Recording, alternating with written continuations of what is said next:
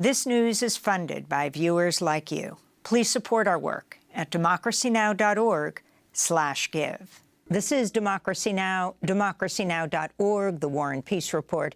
I'm Amy Goodman with Nermeen Sheikh as we continue our conversation with Belkis Wille. She is the Associate Director with the Crisis, Conflict and Arms Division at Human Rights Watch, and she's joining us from Kyiv, the capital of Ukraine, where U.S. Secretary of State Antony Blinken made a surprise trip on Tuesday. He spoke at a joint press conference in Kyiv with Ukrainian Foreign Minister Dmytro Kuleba. We will provide an additional $2 billion in foreign military financing for Ukraine. And we put this together in a first-of-its-kind defense enterprise fund. And it has three components. One is to provide weapons today, so this will assist Ukraine in acquiring those weapons. Two is to focus as well on something that Dmytro just talked about, investing in Ukraine's defense industrial base, helping to strengthen even more its capacity to produce what it needs for itself, but also to produce for others. And finally, using this fund to help Ukraine purchase military equipment from other countries, not just the United States, for Ukraine's use. This comes as Ukrainian forces are withdrawing from some areas in the northeastern region of Kharkiv as Russia forces continue a new offensive that's displaced thousands. The Ukrainian city of Vovshansk is reportedly in ruins following relentless Russian shelling. Ukrainian President Volodymyr Zelensky has postponed all of his upcoming foreign travel amid the new Russian offensive. Human Rights Watch has a new report out on Ukraine titled "Russian Forces Executed Surrender Ukraine Soldiers." So, Belkis Wille, if you could talk about that report, the Human Rights Report, Human Rights Watch report on this, on Russia and Ukraine, and these incidents that you document of Russians killing, surrendering Ukrainian soldiers. Unfortunately, this is not something new in this conflict. Since the full-scale invasion, we've seen instances of execution of prisoners of war on the Ukrainian side and even on the Russian side.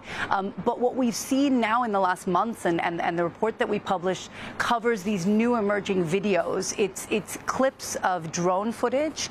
We believe these to probably be Ukrainian military drones that are flying near the front line, and in the context, as you said, of Russia retaking certain areas where there had been fighting and pushing the front line.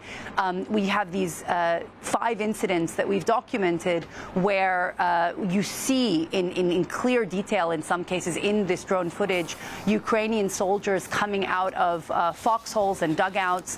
They are very clearly intending to surrender. They take off their vests, they put down their helmets, they lie on the ground and put their hands up, and then we see them being executed by Russian soldiers in cold blood. The footage is really shocking, I would say, to watch, and really captures the brutality of these killings. Belkis, can you talk about what's changed right now, the intensification of the Russian attack, especially on Ukraine's second largest city, Kharkiv, and the region around it, and the significance now of you have Xi meeting with Putin, and Xi presenting the peace plan and saying that it looks like he wants to be a negotiator of that plan, that there must be peace in the region?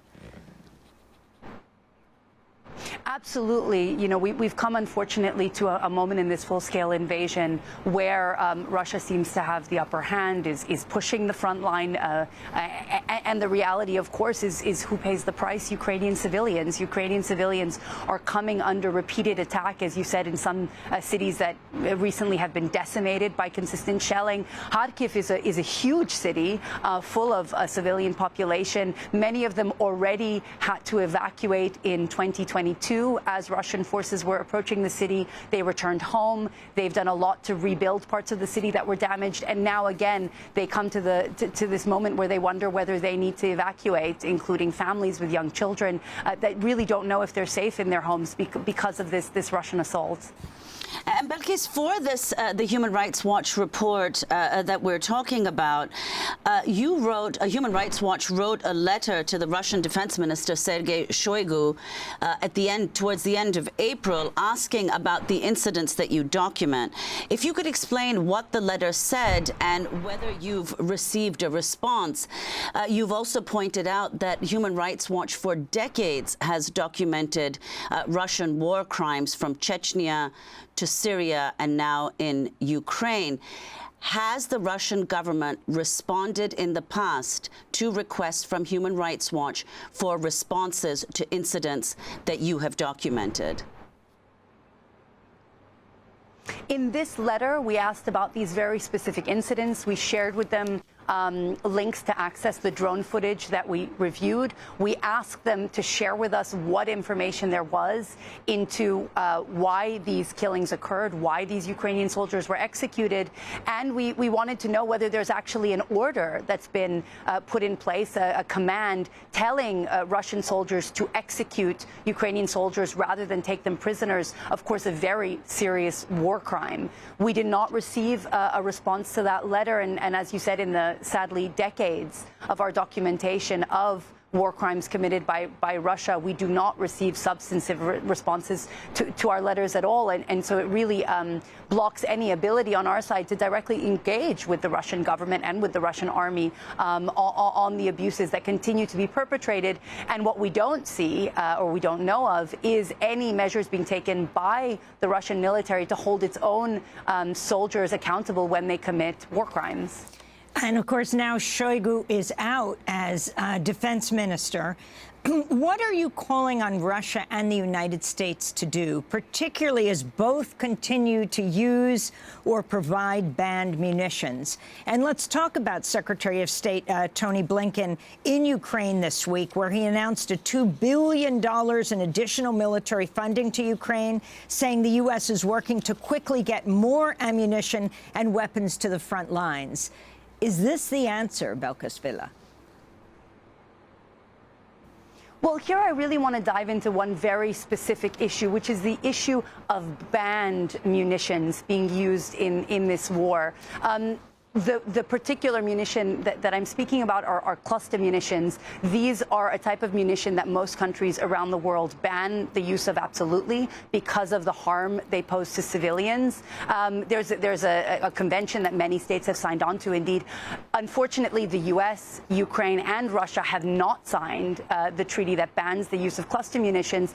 And since I remember it was in the very first hours of the full-scale invasion by Russia of Ukraine in 2022 that we heard about a cluster munitions attack. Only 2 weeks ago, there was a horrifying cluster attack by Russian forces on the city of Odessa. This was at 7 p.m. on a jogger's path. It killed 5 civilians, injured over 30 more, including 2 children and a pregnant woman. And then tying this, of course, to the U.S., the U.S. has been shipping more cluster munitions, these same munitions, to Ukraine for Ukraine to use. The latest shipment, the 5th shipment of cluster munitions from the United States, was announced in late April, and clearly adding banned munitions, more banned munitions into this conflict is absolutely not the answer, and this is what continues to harm Ukrainian civilians. Democracy Now! Is funded by viewers like you. Please give today at democracynow.org/give.